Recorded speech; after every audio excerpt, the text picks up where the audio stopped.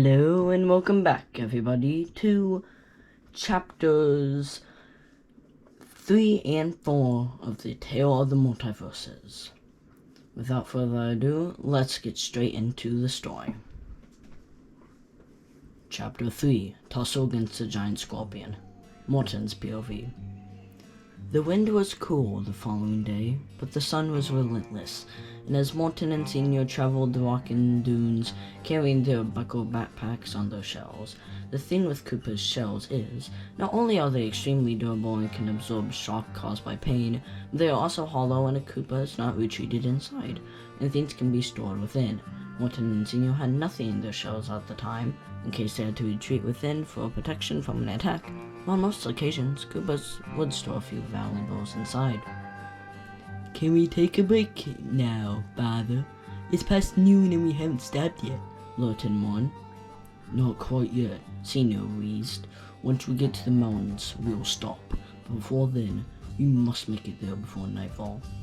Morton nodded, even though Senior did not see, as he was looking straight ahead, the mountains rising over the horizon. If nightfall came, Morton knew he and Senior would be in trouble, since only a few Koopas, stuffed ice brothers, could withstand such freezing temperatures.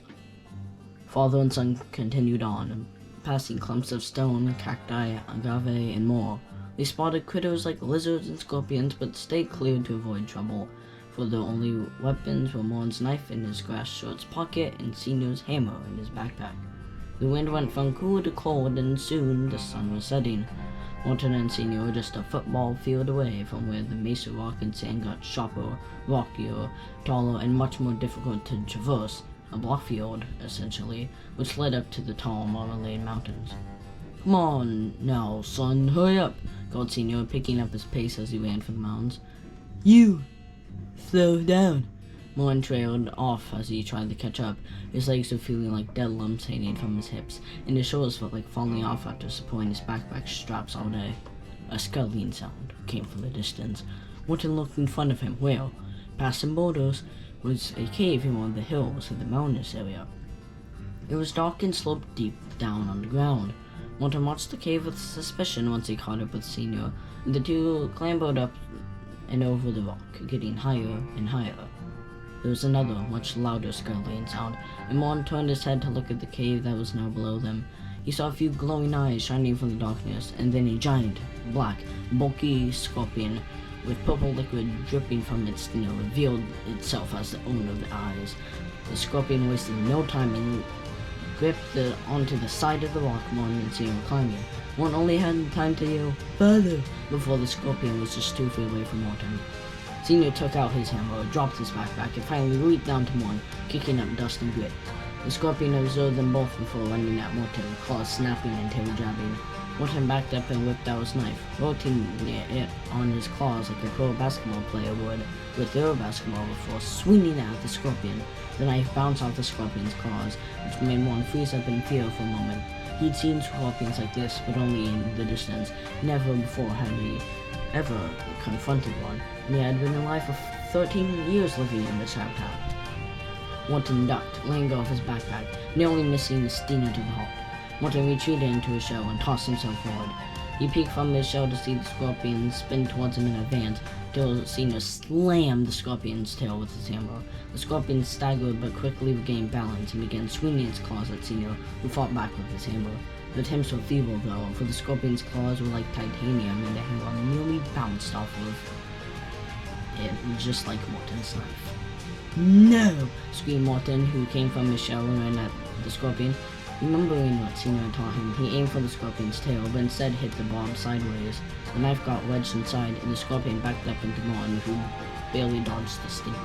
The scorpion turned and locked gazes with Morton, and he stared into its pale eyes, snapping pincers, shaking fangs. It hissed and lunged at Morton, and Morton fell back on purpose and then spun into his shell, ramming the large scorpion in the face. Senior, seizing the opportunity, bashed the scorpion's barb with his hammer, leaving a dent in it. Morton's knife was freed, and Senior kicked it towards Morton. It slid under the scorpion and into Morton's hand, for the Koopa had just gone from his shell. Morton then plunged his knife right into one of the scorpion's eyes. Scorpion screeched as dark blood splattered onto his lower face, the knife, and Morton's arm. The scorpion retreated a few feet, Morton's knife coming loose and falling to the ground. Morton scooped it up and pointed at the scorpion, growling. Senior came up beside him and raised his hammer, also growling menacingly. The scorpion studied the two Koopas with fear before climbing down the sidewalk, disappearing from sight. Morton and Senior put their backpacks back on as the first stars of the night began to shimmer into the sky. "You good, Morton?" Senior, putting a hand on Morton's shoulder. Morton nodded and gave his dad a quick hug. "I am good. Are you?" "I'm fine if you are," said Senior. He smiled. "I see a house over there." Morton pointed to a shack similar to the one described before, except this one was built into the base of a mountain. There's a lake nearby with a little millet farm and cactus farm around it. Senior smiled. "This lake looks almost full still." "Well, we haven't been in here for a while." "Exactly." "Beat you to it," called Morton, dashing down to their shack. Senior felt happy, not only because his son was alive and well and because they survived that giant scorpion, but because this house, he felt, was the safest of them all, being only targetable from one side since it was built into the mountain, and the only thing exposed was the door. On top of that, lots of large boulders blocked the view of the shack from afar, and only could be seen from a certain angle, one that was present on the rock he and Morton had been climbing. There's no way something could go wrong here, right? New references to games in this chapter. Number 5. Morton Juniors and Seniors buckle backpacks are the alternate textures for Don't Starve backpacks. Morton's knife looks like the throwing knife in Terraria, and Morton Senior's hammer is the boulder breaker from The Legend of Zelda Breath of the Wild. Number 6. The Ice Brothers mentioned are one of the ones from Super Mario. And number 7. The giant black scorpions were mentioned in the previous chapter in the reference section, but for a reminder they are the sand poachers from Terraria. The purple group on the sand poacher's Dino was a reference to the venom effect they inflict. And as a side note that's not actually in the book here, since the sand poacher is from hard mode in Terraria, that means technically this video game mode is in Terraria's hard mode, just to keep note. Number 4. Larry Cooper in the Tropics. Larry's POV. Larry watched the sea-green waves of the great ocean rolling ambiently. At first, you may wonder, is this Larry character related to Morton Cooper Jr.? No, actually. All Coopers have the Cooper last name. It is the color of the clothing, color of shell, that distinguish them. Each family has their own unique color. The Morton family has a brown. Larry had a bright cyan. Larry was somewhat plump with a semi-hunchback stature. He had a light blue mohawk shaped like a cartoonish wave in the ocean. He had 2 large blue eyes and a tan muzzle with a too faint overbite. Cyan shell with blue rings around the spikes, a yellow body with a tan underbelly, and a green head with a blue star birthmark on one side. At the time, he was wearing a low-cut white robe that was so long it even covered his legs and some sandals, but he didn't need to wear anything. Koopas were like large, intelligent reptiles, and it was considered nature, not importance, to show only scales. Besides, they had nothing inappropriate to show. They had a different anatomy than any human. "Gonna go fishing any time soon, Larry?" came a voice. Larry, who was laying in the sand with his head against a stone, jumped to his feet to face the speaker. It was Finian, a deep blue-shelled average Koopa. Yellow beak, big eyes, tan underbelly. "Maybe tomorrow, Finn," Larry told his friend, shaking his hand. Larry and Finn were 2 of the 3 lucky survivors of a salt-collecting ship that was attacked and destroyed by Mega Blooper, a large white squid that was very rare and usually stayed in the depths of the ocean. Larry's parents and only uncle had been on that ship, and they didn't make it. Since all of his grandparents had died before the ill-fated voyage, and Finn was left without any close relatives as well, Larry became fast friends with the Koopa. The only other survivor of the attack was some random Goomba Larry and Finn didn't know. Must have been luckier than Larry and Finn, because Goombas don't have arms. It was simply peasants in this world.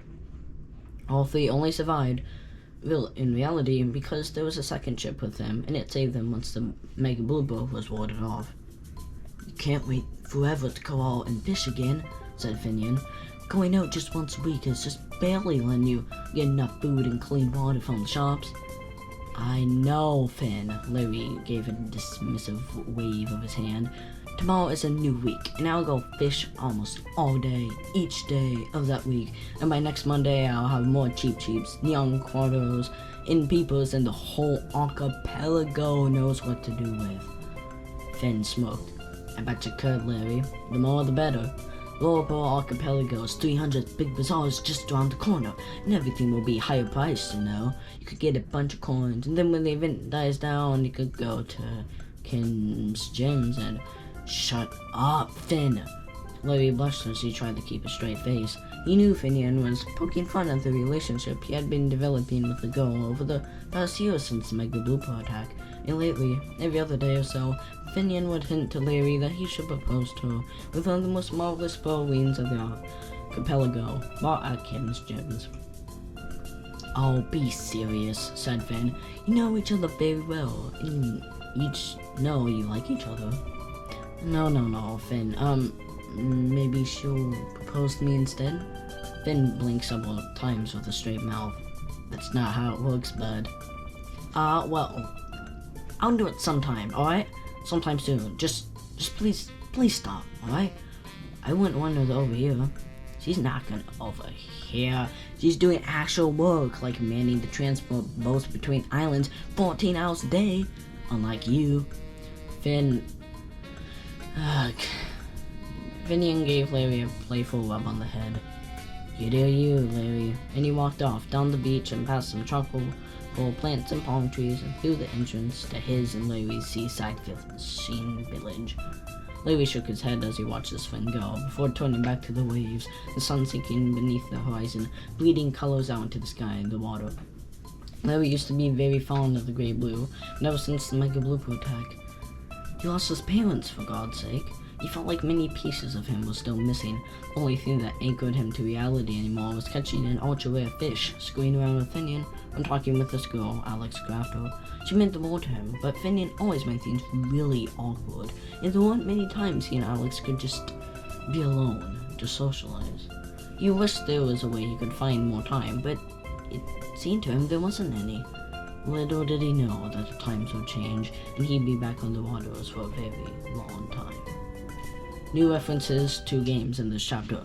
Number 8. Larry Koopa and Koopas in general are from Super Mario and really do not have anything to cover. Same with Goombas and Mega Bloopers being from Mario. Number 9. The fish Larry talked about are real video game fish. Cheap Sheeps are from Super Mario, Neon Grottos are from Don't Starve, and Peepers from Subnautica. And number 10. Alex is one of the default characters from Minecraft, but her last name, Crafter, is made up but references one of the main parts of Minecraft. And that brings us to the end of our 2 chapters for today. Now, the next few chapters 5 through 8, will be in one video since they all are quite short. But, that's gonna be it for today. I hope you really liked this and you'll continue to listen to this fanfiction. It's one of my best works I've ever created, and it's still in progress, but I hope you like and subscribe, and I have a great day. But for now, bye!